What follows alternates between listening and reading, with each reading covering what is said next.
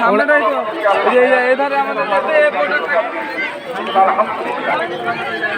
আল্লাহ আমাদেরকে রাখার আমরা একমাত্র রোজা রেখেছি। ইনশাআল্লাহ আমরা আগামী যদি হায়াত পাই, আল্লাহ যদি বাঁচিয়ে রাখেন, আমরা রোজা রাখবো। কথা হলো ভাইজান, হায়াত মওত সব আল্লাহর হাতে। এই ঈদের ময়দানে যখন গত ঈদে নামাজ পড়িয়ে গেছে, হয়তো বহু মানুষের সঙ্গে সাক্ষাৎ হয়েছে, তারা দুনিয়াতে।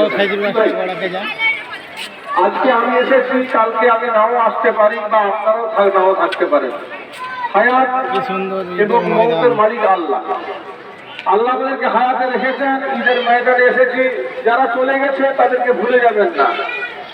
ঈদের ময়দানে আসেছেন, দোয়া, সমস্ত ইবাদতের বড় ইবাদত হচ্ছে দোয়া। দোয়া ছেড়ে আমরা চলে যাই, অনেকেই দোয়া ছেড়ে চলে যাই। দোয়া করে আপনারা বিদায় দেবেন।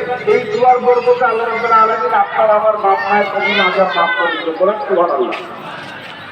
এবং ঈদের নামাজ আদায় করে আপনারা চেষ্টা করবেন, যদি কোনো কাজ না থাকে, জরুরি কাজ না থাকে, জরুরি কাজ না থাকলে আপনারা, যেহেতু কুরবানির সময় তো সমস্যা আছে, কুরবানির নামাজ করে জবাই করতে হয়, কিন্তু ঈদের সময় তো আর গরু জবাইয়ের ব্যাপার নাই। ঈদের নামাজের পরে মোর্দাবাসীদের সঙ্গে সাক্ষাৎ করবেন। আপনার দাদা, আমার বাপ মা, আমাদের পিতৃ, ভাই মুরব্বী কবরে পড়ে আছে, যখন আমরা দল বেঁধে যে জিয়ারাতে